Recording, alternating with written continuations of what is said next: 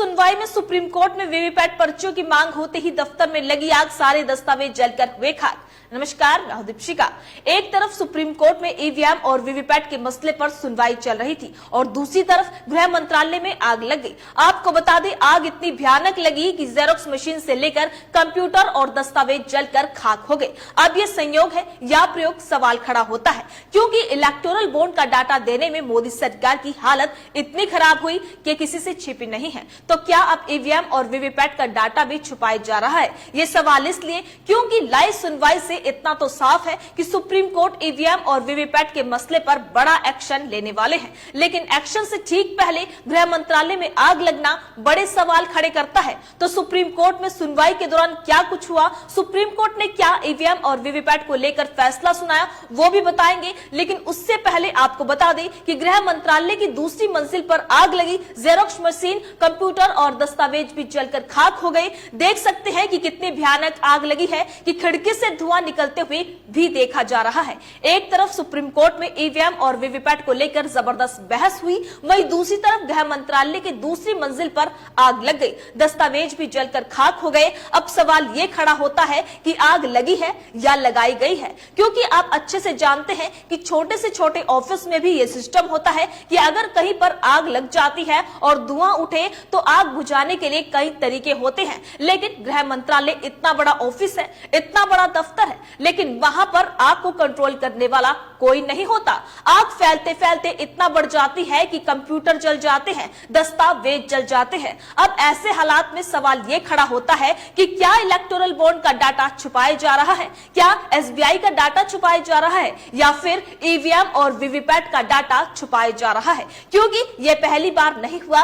पहले भी जब विपक्ष ने वीवीपैट की पर्चियां मांगी थी तब ईवीएम में आग लग गई थी। आपको याद ना हो तो बता दें कि उत्तर प्रदेश में पिछले साल चुनाव आयोग के गोदाम में आग लगी थी, जिसमें 800 ईवीएम जली थी। पिछले साल जब 5 विधानसभा चुनाव हुए तो मध्य प्रदेश और राजस्थान को लेकर विपक्ष ने यह कहा कि यहां पर ईवीएम की वोट और वीवीपैट की पर्चियां मेल नहीं खाती हैं। हालात ये थे कि ईवीएम चार्ज पाई गई। ऐसे हालातों में चुनाव आयोग वीवीपैट की गिनती करे। जैसे ही ये मांग की गई, वैसे ही खबर आई कि उत्तर प्रदेश में पिछले साल चुनाव आयोग के गोदाम में आग लगी, वहीं जिसमें 800 ईवीएम जली, और वो भी चुनाव आयोग के उस दफ्तर में जिसमें बिजली का कोई काम नहीं था, बिजली का कोई कनेक्शन नहीं था, शॉर्ट सर्किट भी नहीं हो सकता था। फिर कैसे ईवीएम जली? एक या दो नहीं बल्कि 800 ईवीएम जल गई। इसका मतलब निकलकर सामने नहीं आया। अब ऐसे हालातों में सवाल खड़ा होता है, क्या इसी तर्ज पर गृह मंत्रालय की दूसरी मंजिल पर भी आग लग गई? क्योंकि अगर सुप्रीम कोर्ट की बात की जाए तो ईवीएम को लेकर इतनी बहस हुई कि मोदी सरकार की हालत खराब हो गई। सुप्रीम कोर्ट के वरिष्ठ वकील प्रशांत भूषण, उन्होंने अपनी दलील में यहां तक कह दिया कि ये लोग पब्लिक को बेवकूफ बनाने का काम कर रहे हैं। जो वीवीपैट की पर्चियां हैं वो प्रिंट नहीं होती, सिर्फ लाइट जलाकर पब्लिक को बेवकूफ बनाया जाता है। उन्होंने साफ साफ कह दिया कि हम ये नहीं कह रहे कि ईवीएम और वीवीपैट से वोटों की चोरी होती है, बल्कि हम ये कह रहे हैं कि इससे चोरी की जा सकती है।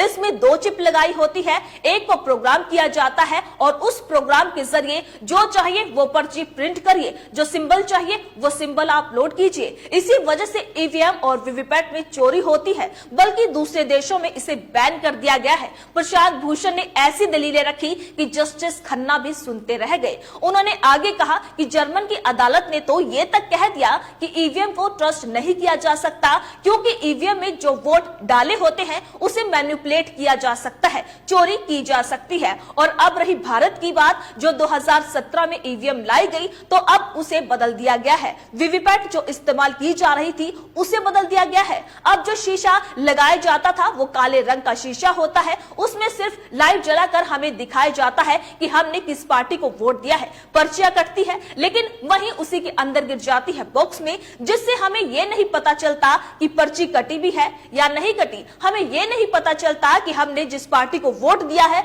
उस पार्टी को वोट दिया भी गया है या नहीं। सुप्रीम कोर्ट ने एक के बाद एक ऐसी दलीलें रखी कि जस्टिस खन्ना भी सुनते रह गए। वहीं बता दें कि प्रशांत भूषण यही नहीं रुके, उन्होंने कहा कि जो ईवीएम वीवीपैट है, अगर आप 100% मिलान करने को तैयार नहीं है तो जो कांच है उसका रंग काला कर दिया जाए, उसको ट्रांसपेरेंट कर दिया जाए। तो सारी दलीलों के बाद इतना तो साफ हो गया कि हो सकता है कि सुप्रीम कोर्ट जो पुराने चुनाव हुए उनकी पर्चियों को भी मंगवा ले। ऐसे हालातों में जब गृह मंत्रालय की दूसरी मंजिल पर आग लग गई तो दोनों खबरों को कनेक्ट करके देखा जा रहा है। सुप्रीम कोर्ट में ईवीएम को लेकर सुनवाई हो चुकी है और आगे की सुनवाई की तारीख भी मुकर्रर कर दी गई है। बता दें कि प्रशांत भूषण ने ऐसी दलीलें रखी कि चाहकर भी जस्टिस खन्ना इस केस को क्लोज नहीं कर पाए। अब अगली सुनवाई 18 अप्रैल को होनी है। तो आपको क्या लगता है 19 अप्रैल की सुनवाई से पहले 18 अप्रैल की सुनवाई लोकसभा चुनाव 2024 को पलट कर रख देगी? आपकी क्या राय है सुनवाई पर और इस खबर पर? जैसे गृह मंत्रालय की दूसरी मंजिल पर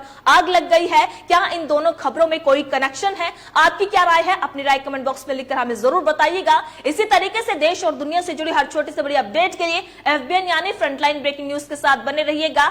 धन्यवाद।